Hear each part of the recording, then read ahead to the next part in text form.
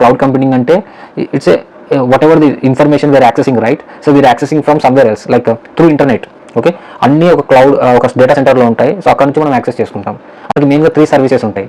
ఒకటి infrastructure as a services, platform as a services and software as a services. Okay, so ఇక్కడ చాలా companies ఉన్నాయి. ప్రతి కంపెనీకి ఒక వెబ్సైట్ ఉంటుంది. ప్రతి ఒక్కరు ఒక వెబ్ అప్లికేషన్ అనేది మెయింటైన్ చేయాలి. So to access there website, మనకి వెబ్ అప్లికేషన్ కావాలి కదా, దానికి సర్వర్ కావాలి. ఇదంతా మెయింటైన్ చేయాలంటే మనకి ఇన్ఫ్రాస్ట్రక్చర్ బిల్డ్ చేసుకోవాలి. సో అదంతా చేయాలంటే కొన్ని ల్యాక్స్లో పడుతుంది.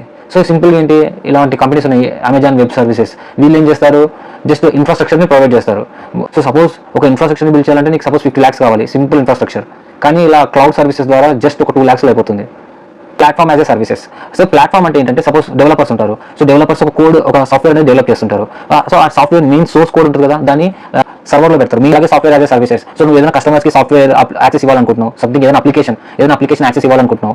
సో నువ్వు అప్లికేషన్ మెయింటైన్ చేయాలన్నా నీకు వెబ్ సర్వర్ కావాలి, అప్లికేషన్ సర్వర్స్ కావాలి. సో సర్వర్స్ని ర్యాక్లో పెట్టాలి, వాటికి పవర్ ఇవ్వాలి, ఏసీ, ఎన్వైర్మెంట్, ఎవ్రీథింగ్ మనం మెయింటైన్ చేయాలి. సో ఇదంతా అమెజాన్ వెబ్ సర్వీసెస్ వీళ్ళు ప్రొవైడ్ చేస్తారు. జస్ట్ మనం ఏం చేయాలి, మనీ ఇచ్చి పర్చేస్ చేసుకోవాలి. సో కాస్ట్ తక్కువ, రిలయబిలిటీ ఉంటుంది అండ్ లో మెయింటెనెన్స్ ఉంటుంది. అందుకే every one is going to move cloud.